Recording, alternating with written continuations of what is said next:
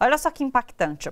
Uma pesquisa divulgada pelo jornal Estado de São Paulo informa que o paulistano que vive 30 anos na cidade, ele poderá ter um pulmão igual a de um fumante leve, já que 2 horas no trânsito equivalem a fumar um cigarro. Bom, para essa conversa nós convidamos a bióloga Mariana Veras, que é doutora em patologia toxicológica, pesquisadora científica do Hospital das Clínicas da Faculdade de Medicina da Universidade de São Paulo. Seja muito bem-vinda, Mariana. Obrigada. Vamos começar conversando sobre quais os impactos dessa poluição no ar na saúde, principalmente das pessoas que moram em centros urbanos, então. Isso, então vamos falar bem das grandes metrópoles, né? Sem exceção no mundo todo. Bom, os impactos na saúde hoje a gente sabe que são vários, então principalmente sistema respiratório e cardiovascular, e a cada ano as novas pesquisas vão mostrando que existem outros sistemas que podem ser afetados, como o reprodutor, então diminuindo a fertilidade, a parte endócrina, né? Então hoje tem uma associação com o aumento do risco para diabetes com a exposição à poluição. Isso é muito sério, né? Além dos grupos mais sensíveis, como os idosos e as crianças, né? Então, para o indivíduo saudável, ele vai sentir um pouco menos o efeito da poluição, né? Comparado a quem já tem uma doença pré-existente ou os idosos e as crianças. Essa informação é real? Cada 2 horas no trânsito é como se a gente fumasse um cigarro? Exatamente. A gente fez esse estudo lá na faculdade, né? Eu participei desse estudo, então como a gente chegou nessa conclusão? Então, a partir de autópsias, avaliando o pulmão de moradores da cidade, né, após a morte, e comparando com o pulmão de pessoas que fumam, né, ou fumaram a vida toda, e mais, conhecendo os hábitos desses indivíduos, então, onde eles moravam, como eles se deslocavam na cidade, com o que eles trabalhavam, né, então, conhecendo toda a história da pessoa, a gente conseguiu estimar que 2 horas no trânsito equivaleria a fumar um cigarro. E um estudo mais recente do pessoal do Instituto do Câncer, que é nosso vizinho lá da faculdade, eles mostram que a poluição também agrava o caso de câncer. Então, o prognóstico ou o risco de morte para paciente com câncer por morar numa cidade poluída é pior. Principalmente para aqueles indivíduos que ficam mais tempo no trânsito. Então, assim, agora vem uma série de outros estudos confirmando e interpretando essa informação de uma maneira diferente, né? Então, assim, gente, é um problema diário, não tem como evitar, a gente pode diminuir a exposição, mas não tem como se proteger totalmente. Dentro de um prédio, dentro do carro fechado com ar-condicionado, você diminui, mas você não está livre. E não existe um nível seguro. Então, assim, apesar da gente ter os padrões de qualidade do ar, as recomendações da Organização Mundial da Saúde, aquele nível que diz que é aceitável, ele não é seguro de forma alguma para a saúde. Não existe nível seguro. Qualquer poluente, qualquer nível de poluente é capaz de afetar a tua saúde. Eu vi uma informação bem chocante, acho que na pesquisa que vocês fizeram, que antes o corpo chegava para a autópsia, se ele tinha o pulmão preto, você sabia que era de um fumante. Exatamente. E hoje em dia não dá para ter essa certeza. Não tem como saber, a não ser que seja um jovem, né? Mas as pessoas que geralmente chegam, a faixa etária vai de 60 a 70 anos, então são pessoas que já vivem há muito tempo em São Paulo, não tem como a gente distinguir e falar assim, não, esse aqui é o pulmão de um fumante. E antigamente o pulmão preto, ou a pessoa trabalhava com carvão em Minas, alguma coisa, ou ele era um fumante. Hoje, definitivamente, não tem como afirmar.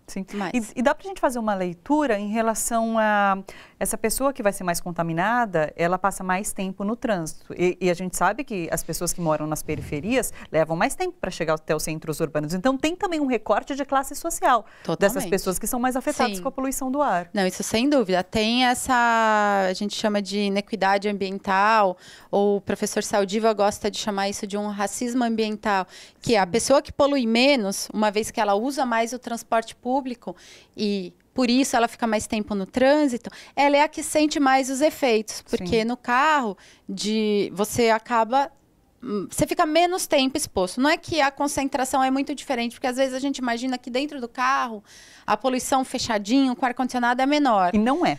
Não é em todos os cenários, porque o teu ar-condicionado precisa estar sempre limpo, você precisa fazer a manutenção do sistema, porque senão você tem mais um problema dentro do teu carro. Você vai agregar fungos e outras coisas, não só a poluição. Então, assim, se você tivesse o cenário ideal, mas nem sempre dentro do carro a poluição é menor. Ela é um pouco menor, mas nem tanto. A diferença é o tempo que você fica. Talvez um trajeto você faz em 1 hora de carro, mas no ônibus você vai fazer em 2 horas, 2 horas e meia. Né? Então, e num congestionamento de ônibus, aquelas filas de ônibus, o ponto de ônibus, as concentrações são altíssimas, né? Então, infelizmente, quem contribui menos para a poluição é aquele que sofre mais com os efeitos. Somando a isso, acesso à saúde, a remédio, a boa alimentação, atividade física, uma série de outros fatores que vão agravar ainda mais a questão da maior exposição. Sim. E não tem remédio para poluição? Não tem nenhum tratamento, não tem nenhum meio de você evitar aquelas máscaras. A gente costuma ver o pessoal na China, tudo. Você diminui a exposição, mas você não evita. Então, o melhor remédio para poluição é não ter poluição. Uma vez que essa opção não existe, né, e não tem como parar de respirar, por enquanto, né, a gente nunca sabe o que as pessoas são capazes de inventar atualmente. Então, o que eu posso fazer? A pergunta é uma pergunta bem frequente. O que eu posso fazer para me proteger? 1, tomar muita água. Tá. 2, alimentação saudável rica em alimentos, não é tomar vitamina, suplementação. Alimentos ricos em vitamina C e B. Né? Então, os estudos mostram que essas 2 vitaminas ajudam um pouquinho a... Exemplos de... mamão, laranja, esses sucos naturais, né? Também não exagerar, porque também não resolve, aí você acaba aumentando o seu peso, porque as frutas são ricas em açúcares. E...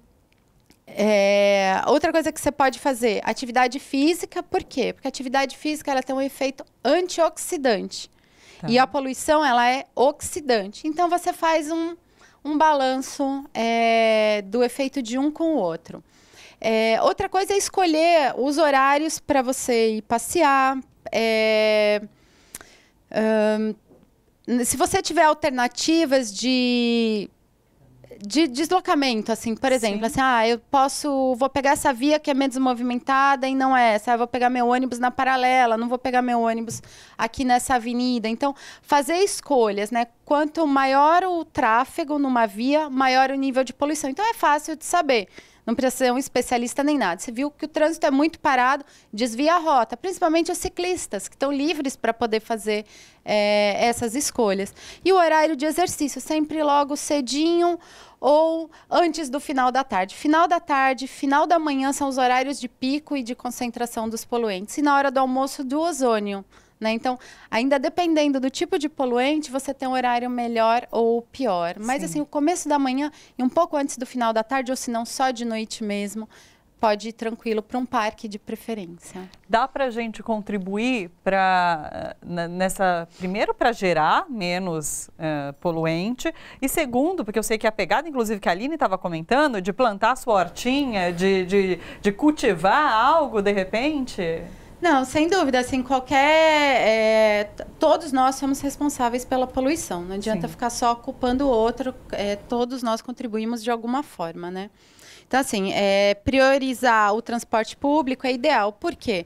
Porque ele carrega mais pessoas, ele é poluente também, só que se você for comparar, né, então um carro que carrega uma pessoa e meia, a gente, né, trabalhando com média, 1,5 para 30 no ônibus, né? Então, assim, a poluição, ele vai gerar menos. Então, uma vez que o transporte público vai tendo uma maior demanda e as pessoas vão experimentando, isso vai melhorando o sistema, né? Então, assim, deixar o carro em casa para pequenas coisas, tenta resolver no bairro. Então, são pequenas medidas.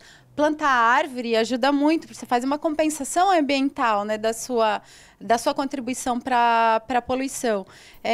Evitar o consumismo, a gente não acha que isso está ligado? Está totalmente ligado, né? Então, você precisa mesmo comprar aquilo, você precisa daquilo, né? Então, assim, evitar o desperdício. Tem um tipo de indústria que gera mais poluição? Não sei, indústria de tecidos, a indústria de plásticos? Tem um tipo de indústria? Acho que todas têm um potencial grande de emissão. Isso não é a realidade para a cidade de São Paulo. Aqui a gente está falando de poluição por veículos automotores. Tem outras cidades que sim, as cidades onde tem indústria de cerâmica, por sinal, são as mais poluídas. A gente está no ranking da OMS como as piores. Se eu não me engano, acho que é Santa Gertrudes.